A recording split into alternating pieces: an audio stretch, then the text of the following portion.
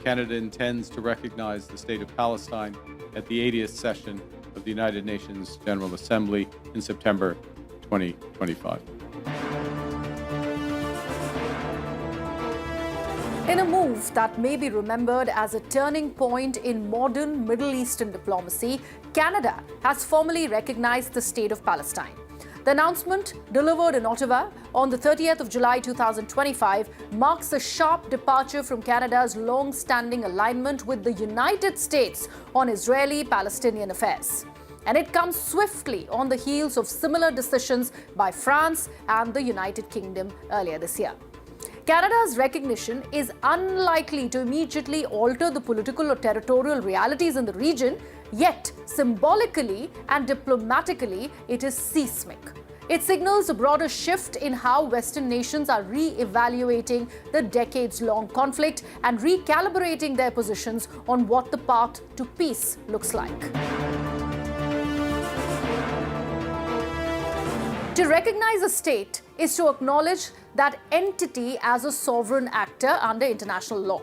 In practice, it means the recognizing country accepts that the other has a defined territory, a permanent population, a functioning government, and the ability to engage in foreign relations. It does not, however, resolve final status issues like borders or the question of East Jerusalem.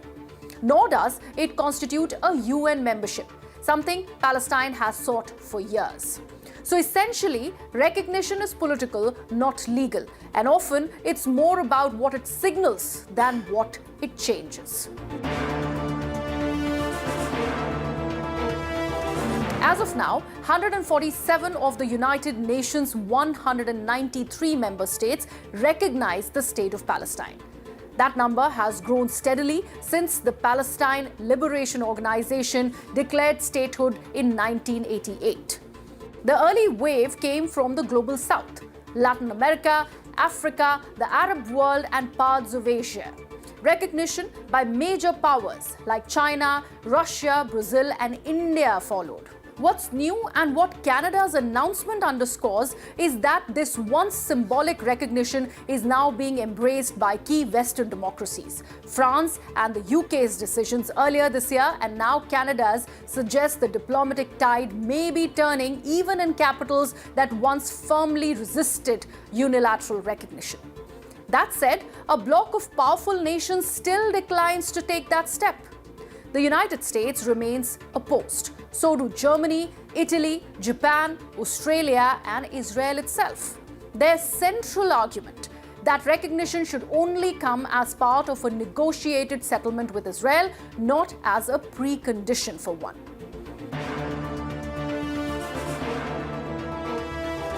Canada's move is more than just another flag added to the Palestinian map. It reflects a broader reassessment within Western foreign policy circles about the efficacy of the decades-long peace process, a process that has failed to deliver peace or a process at all in recent years. The Canadian government emphasized that its decision aligns with a two-state vision and is intended to revitalize, not replace, the prospect of negotiations. Officials were quick to clarify that this recognition does not imply support for Hamas, nor does it settle contested issues like borders or Jerusalem's status. Prime Minister Mark Carney stated that recognition comes with expectations of democratic reforms in Palestinian leadership and a commitment to peaceful coexistence with Israel. This recalibration places Canada squarely alongside European allies, increasingly willing to confront the stagnation of the status quo. It also places pressure on countries still sitting on the fence to articulate why continued non-recognition remains a viable strategy. The United States remains resolute in its opposition. The Trump administration, and indeed every American administration since Oslo, has held that recognition should emerge from direct negotiations between Israelis and Palestinians. Anything else, officials argue, undermines Israel's security, legitimizes terrorist actors, and reduces incentives for dialogue. In response to Canada's decision, a senior US official called this move misguided and warned that it could fracture Western coordination on Middle East policy.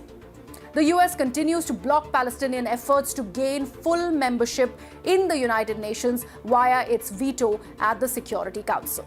This leaves Washington increasingly isolated on the issue, particularly among allies who now view recognition as a way to level the diplomatic playing field and rekindle momentum towards a two-state outcome.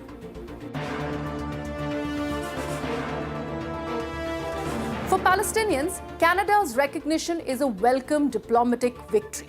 It strengthens the case for international legitimacy and may open doors to deeper engagement with global institutions. But it also comes with new expectations. Chief among them, the need to unify governance between the West Bank and Gaza and to hold long-delayed elections. For Israel, the development is perceived as yet another erosion of its diplomatic red lines.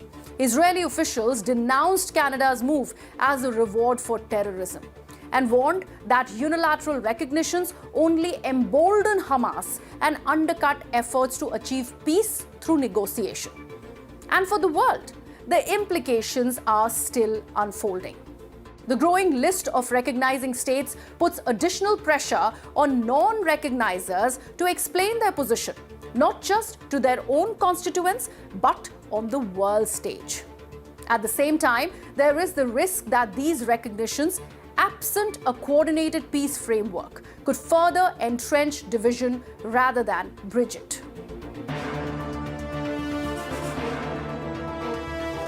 Canada's recognition of Palestine may not change facts on the ground in Ramallah or Tel Aviv overnight, but it marks a pivotal diplomatic moment, both symbolically and geopolitically. It reflects a world increasingly frustrated with inertia and more willing to take sides in the name of progress, not paralysis. Whether this leads to a breakthrough or just a hardening of lines remains to be seen.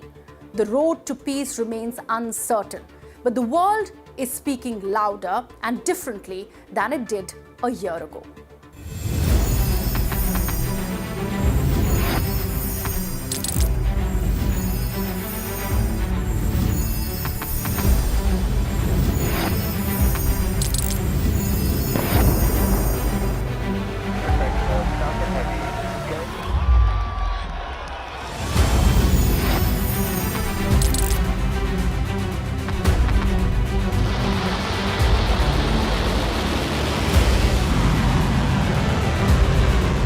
Been fighting so long and so hard that they don't know what the they're doing.